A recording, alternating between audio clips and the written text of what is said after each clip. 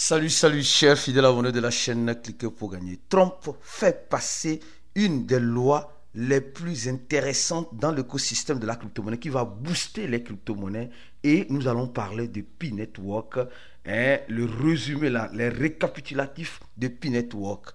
Si tu n'es pas encore un fidèle abonné, mon frère, ma soeur, tu rates beaucoup de choses car pour avoir les bonnes informations, je te recommande d'être au bon endroit.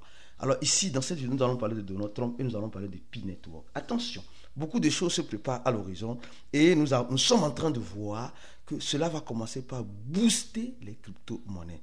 Est-ce vrai cette information ou est-ce fausse? Nous allons tout analyser dans cette vidéo. Alors, comme vous le savez très bien, aujourd'hui, l'équipe de Cliquez pour gagner nous envoie comme citation du jour. Oui. Écoutez bien cette citation du jour. La crypto-monnaie ne disparaîtra pas. Ceux qui pensent que les crypto-monnaies vont disparaître, on se fout malheureusement le doigt dans l'œil. D'accord? On se fout le doigt dans l'œil. Franchement, ça ne va pas disparaître. Ce qu'il faut aujourd'hui, là, ce qu'il nous faut dans l'écosystème de la crypto-monnaie, c'est une régulation intelligente. C'est-à-dire qu'on a besoin de la régulation. Parce que nous sommes trop dans un domaine trop vague, où tout le monde pense que Terra Gang, cette terre n'appartient à personne. Donc il faut une régulation, mais intelligente, pour encadrer son évolution. Parce que nous savons que la révolution cryptographique est très importante. Donc on a besoin d'un cadre qui permet de faire évoluer sans freiner le potentiel des crypto-monnaies. Donc aujourd'hui, c'est clair et net que nous avons besoin d'une régulation. Nous avons besoin réellement d'une régulation qui cadre. Et aujourd'hui, la régulation qui cadre, c'est la loi que Donald Trump a signée hier. Et cette loi, nous avons parlé d'elle franchement plusieurs fois. Plusieurs fois, nous avons parlé de cette loi-là. La loi, oui, c'est la nouvelle loi Géminus, en quelque sorte, cette loi qui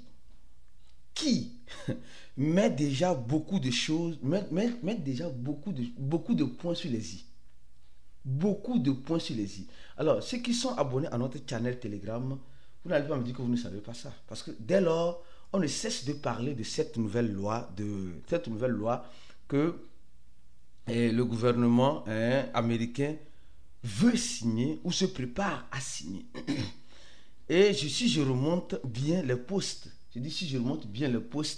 vous allez voir qu'il y a plusieurs, voilà ici. On a commencé par cette loi-là. On dit 3 lois clés sur les crypto-actifs avançant, en quelque sorte, avancées aux États-Unis. D'accord? Donc, c'est cette loi-là, les lois Géminus Act, déjà approuvées, qui encadre, attention, les stablecoins avec des réserves obligatoires. Donc, on voit que cette loi en question est venue pour donner un plus à l'argent c'est-à-dire à la manière dont l'argent fiduciaire rentre en crypto-monnaie. Je m'explique. De la manière dont l'argent fiduciaire rentre en crypto-monnaie. Et comment l'argent fiduciaire rentre en crypto-monnaie? C'est là le problème. Avec les stablecoins. Et cette loi a été signée hier. Et Donald Trump a bel et bien signé cette loi. Ceux qui sont des fidèles abonnés du channel, ici, on dit Donald Trump a signé officiellement la loi Géminus Act, ici, dans cette courte vidéo, dans le channel. Donc, c'est pourquoi je te recommande, toi, mon frère, toi, ma soeur, à t'abonner à notre channel Telegram, parce que c'est le meilleur channel Telegram qui te donne toutes les informations nécessaires que tu as besoin de savoir dans l'écosystème de la crypto-monnaie, surtout pour les gens qui parlent français. Je dis surtout pour les gens qui parlent la langue française, c'est une opportunité à saisir. Cliquez sur le deuxième lien en description de la vidéo. Donc, nous sommes en train de voir que Donald Trump a signé et le PDG de Coinbase déclare que cette loi est la première loi fédérale sur la crypto-monnaie qui a été signée et d'autres viendront à l'avenir. Alors, il y a deux types de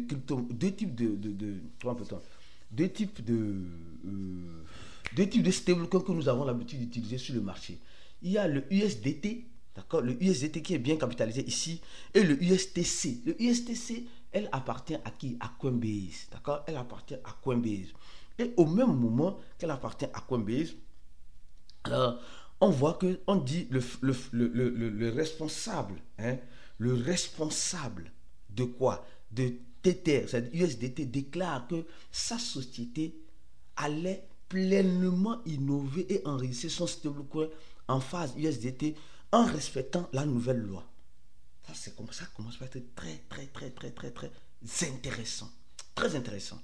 Au même moment, et le gars de Coinbase, le gars de Cirque aussi disent, nous pensons que cette loi continue évidemment d'accélérer cette opportunité pour nous, ceux qui ont créé des stablecoins, etc. Donc, nous sommes en train de voir, que cette loi va beaucoup aider à faire rentrer l'argent dans les crypto-monnaies. Oui, l'argent dans les crypto-monnaies. Et attention. Maintenant, venons-en maintenant sur le deuxième sujet qui est de Pi. Je crois que je vais faire une autre vidéo encore plus longue pour que les gens puissent mieux comprendre ce que Pi est en train de devenir. Actuellement, l'équipe de Pi nous a fait sortir une lettre, les récapitulatifs. Et comme vous le savez très bien, il y a beaucoup de personnes qui pensent que Pi c'est la seule et unique crypto-monnaie qui existe. Or, c'est faux. Il y a d'autres crypto-monnaies qui existent. Donc, alors, ici, on nous parle de PID. Mais quand j'ai lu, vous savez, ici, nous aimons beaucoup lire. J'aime beaucoup lire pour vous apporter les bonnes informations.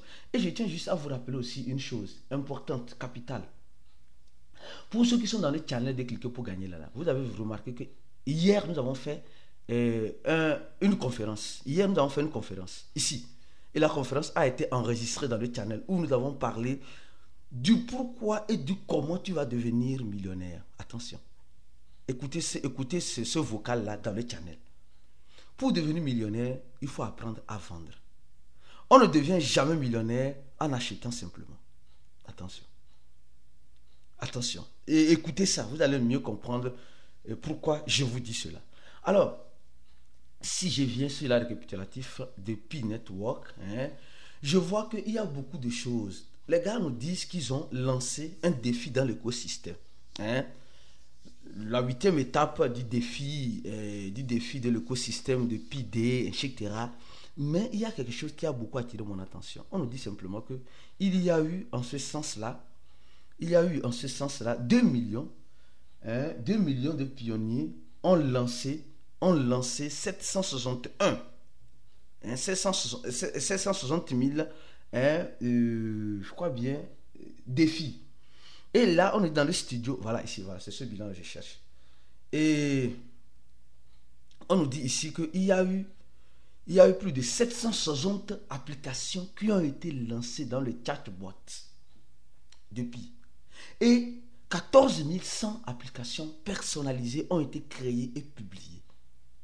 Plus de 33 800 pionniers individus ont créé des applications. Donc ça veut dire que regardez très bien, je vais revenir ici, sur 60 millions de pionniers, il y a eu seulement 20 millions qui ont passé le KYC. Parce que cette affaire de KYC, moi je vous jure que c'est ce qui est en train de détruire le pire. Parce qu'ils savent que quand ils vont valider, la Cour team sait quand elle va valider les KYC, alors automatiquement, elle doit faire quoi? Elle doit libérer les pires des gens.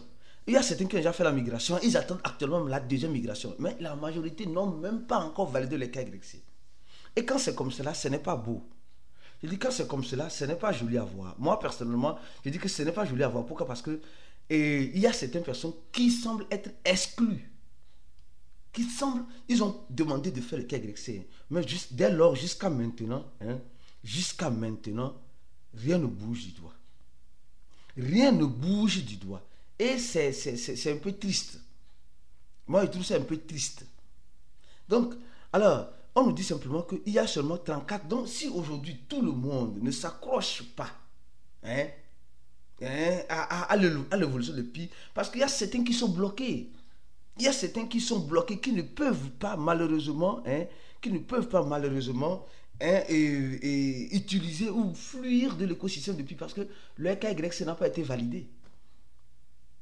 Donc ça c'est triste. Donc que moi, on me dise qu'il y a plus de 20 millions, même 10 millions d'utilisateurs et seulement que 34 800 qui ont utilisé. Moi, je trouve ça un peu attristant. Hein. Sur 20 millions, 34 000. Ça, il faut commencer par ça, que le bilan n'est pas bon. Il faut commencer par ça, que le bilan n'est pas réellement positif, comme beaucoup de personnes le pensent. D'accord? Et si je veux encore continuer mon analyse, rentrer en profondeur, il y a aussi, par exemple, voici des applications qui ont été créées, qui sont fonctionnelles et sont très amusantes. Donc la Cour nous dit il y a déjà certaines applications qui sont déjà créées, qui semblent être très amusantes. D'accord? Qui semblent être très amusantes. Donc, ces applications-là, c'est des jeux.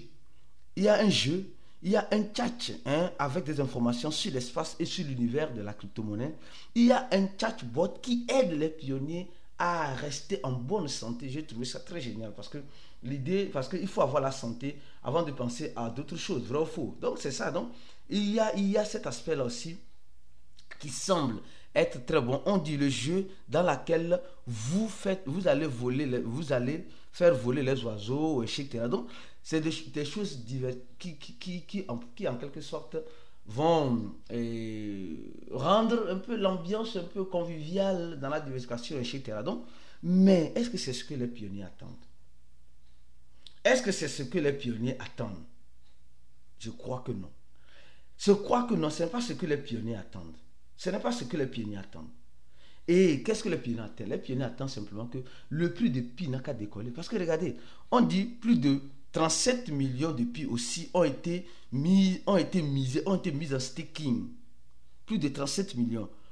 Avec plus de 25 millions de pi toujours actifs et mis en jeu.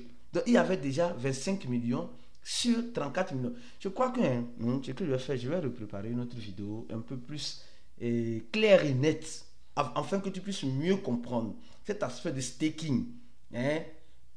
C'est-à-dire que la quantité de pi qu'il y a déjà en circulation, le nombre de pi que la Core Team détient, le nombre que les pionniers ont bloqué, et etc. Quel serait l'impact dans tout cela? Si tu as besoin d'une vidéo comme cela, je te recommande de t'abonner à la chaîne, mieux encore de t'abonner à notre channel de Telegram ici, pour être de temps en temps et de mieux en mieux informé de tout ce qui se passe dans l'écosystème de la crypto-monnaie. Et mieux encore, tu veux avoir une bonne formation. Toi, mon frère, qui veut réussir en crypto-monnaie, tu veux vraiment rendre les crypto-monnaies vivantes dans ta vie. C'est-à-dire qu'il y a certaines personnes qui sont dans les crypto-monnaies. Ici, on dit, le groupe, aujourd'hui, nous avons une conférence aujourd'hui là-bas. Et cette conférence, ne rate pas cette conférence. Parce que nous sommes dans le Blue Run. Et comment procéder de Blue Run? Nous allons donner les conseils. Donc, dans le groupe VIP, comme vous êtes en train de voir, c'est une famille qui donne des résultats et des résultats concrets. Des résultats, des vrais résultats qui ont des vraies visions. On fait des analyses, des stratégies concrètes, le soutien constant et une communauté engagée et ambitieuse. Attention, faire partie du VIP des cliquets pour gagner, c'est jouer dans la cour des gagnants. C'est-à-dire que toi, si tu suis les conseils et les stratégies que nous montrons là-bas, tu serais simplement un gagnant. Donc, je t'invite à nous rejoindre en cliquant sur le premier lien de cette vidéo. On se dit à la prochaine vidéo, comme tu le sais très bien. Ciao.